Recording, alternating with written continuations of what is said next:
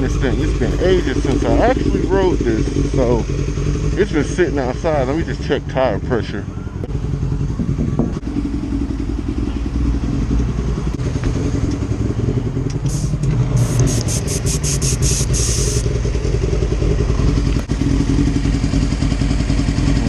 £26. Get that up to about 30, 35.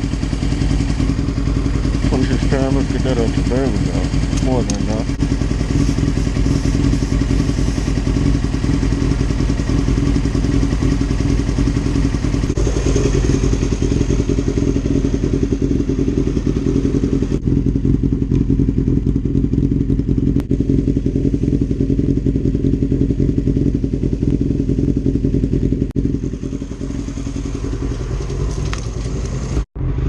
Oh, ladies and gents, it's been a minute since I've been able to do a moto vlog with the new GoPro that I've got, the little session that just fits right in front of the helmet. I don't even notice it's there. But I'm really hoping that it comes through with a really good quality, same quality that you were already getting from my other GoPro. But this being a few generations newer, I'm hoping that it is just that much better.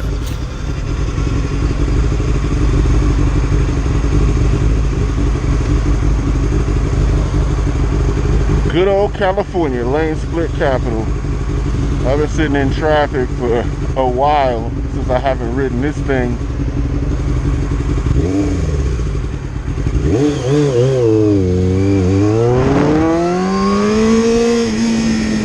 Oh man.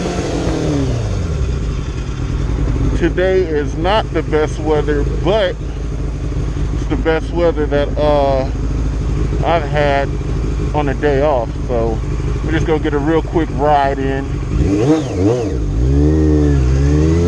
There's a couple corners.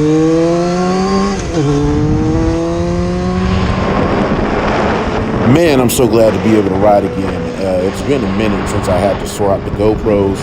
Obviously, the weather hasn't been good enough to allow me to ride, but now this gives me a chance to swap out and test the new GoPros and see how these work out with motovlogging. I don't have a microphone with this one yet, so it's gonna be having a lot more wind noise than I'd want, but I mean, at least you could hear me a little bit. So anyway, finally getting a chance to ride and mess with this GoPro is giving me an excuse to get some content up. Like I was saying, when, you know, I don't really have too much to do, just jumping on the bike with the GoPro will allow me to at least do a talking video that's not hella boring, right? So anyway, the Link ECU thing that's going on with me and the RX-7, I'm gonna have Jay from Black Tracks get it taken care of, but he's got me in a hold pattern because obviously the FD guys that he's working with are a lot more important as to getting their stuff taken care of, because they're running up against a really close deadline. And after Long Beach, I believe, then I'm gonna be able to get the car in there and get everything taken care of. So until then, in the meantime, in between time, I've got a few things that I want to get done.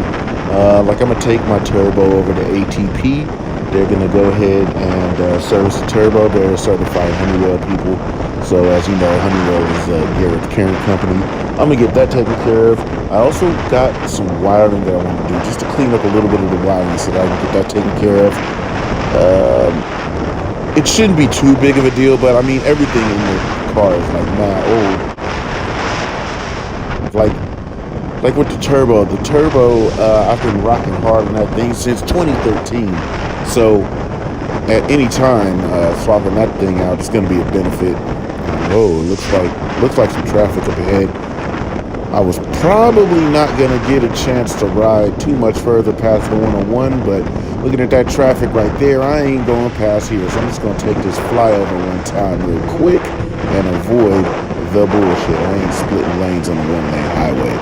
I'm good off that. And might as well head back to the crib because I got something to do here in a little bit.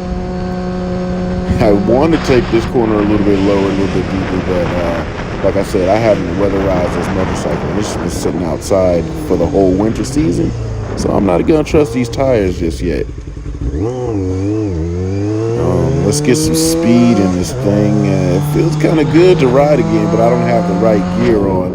Just a hoodie. You can see that in the mirrors. So I'm gonna get a little bit of speed, but not too outrageous because I ain't properly geared up. You heard? So, I also haven't ridden that new R6 that I built yet, but possibly I'll get on that when the weather gets a lot better.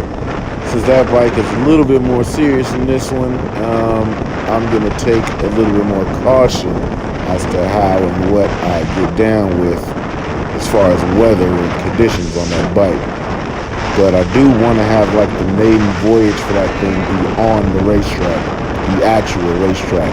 But I mean, I may just go ahead and pull some wheelies. You know, I can't stop doing stupid shit, but I'm gonna try to limit my stupid shit to a majority of places that I would be safe at doing stupid shit at. Another thing I'm really looking forward to doing once the weather clears up and we get really sunny days, and at least longer days too, is to go link up with my boy up in Sacramento, Streetlight Vlogs. My boy Oz, he's a real rider, and I've been meaning to link up with him, and especially once I ride my other R6. But he also just picked up an FZ07, which is an interesting choice of bike if you're a rider. You'll think like, wouldn't you want a super sport or something like that? But the FZ07 kind of has a niche market, and it's targeted for like, you know, old dudes that want to still have some sport bike feel and cruise. But there is a swap kit that will make the FZ07 look like a super sport bike. But I mean, obviously you still got the power plant and everything, but you know, they call it the FZ7R. And those of y'all that know, they haven't had a R7 since '99. So I'm gonna link with him just to check that bike out before he really gets too deep in his modification and his conversion kit. And riding that bike with this bike would be a pretty good match because this bike doesn't have a lot of power, but it's got a little bit about torque for a 600. And that's the same thing with that FZ07. Good torquey, nice cruising bike, real nice healthy bike. And these two bikes together make for a real pleasant ride. And then I could probably head up with my other R6 and ride with his R1. But he's gonna be doing a lot of track days, so I hope to accompany him on those track days. Man, when the weather gets better, I need to head over here and get back over to Marine World. Test this little GoPro Hero out this session out, hide that in my jacket, And sneak on and get some rides on that thing right there. Medusa's a beast. That's probably my favorite ride there, but I can only get it on the chest holder and not an actual head unit, so you can get first person of the roller coaster. But we'll try to work something out. Alright, so that was pleasant. I haven't ridden in a while, man. Probably since maybe, I don't know, October. And she's still running pretty good. I still need to adjust the carbs and get everything sync the carbs, and that'll make the bike run a little smoother than it is.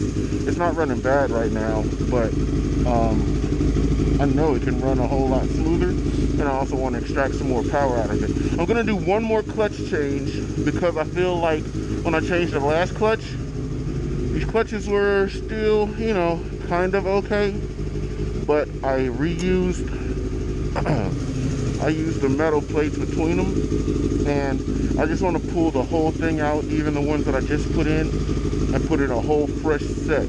So that's probably going to be the next deal. So I'm going to put the bike up. I just wanted to get y'all a little something real quick. Oh, so we've been gaming lately. I've been trying to simulate a actual point in time for Japan touring cars, and we did a little bit of testing. I built a few liveries, some of my favorite cars that I liked, and matter of fact, I think I can just show you. I was gonna make a whole separate vlog about it, but I think it'll just be cooler to show you guys what I was doing.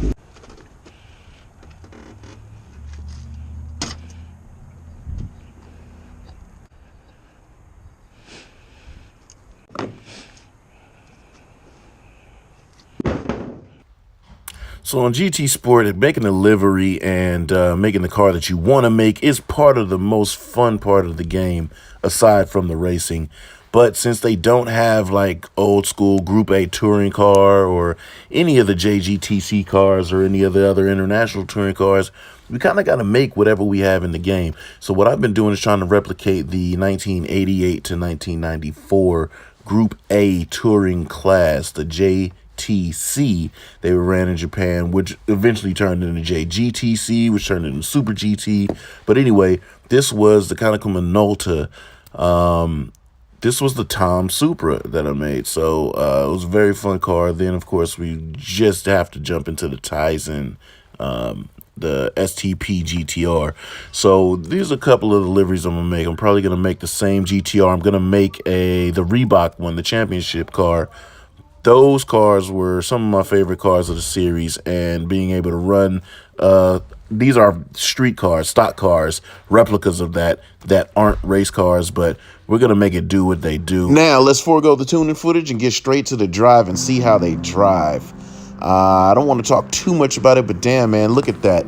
That car looks amazing. That's just how the vintage GRA, those JTC cars, the cool part about them were they were 100% stock body appearing, and then they were just race modded to death.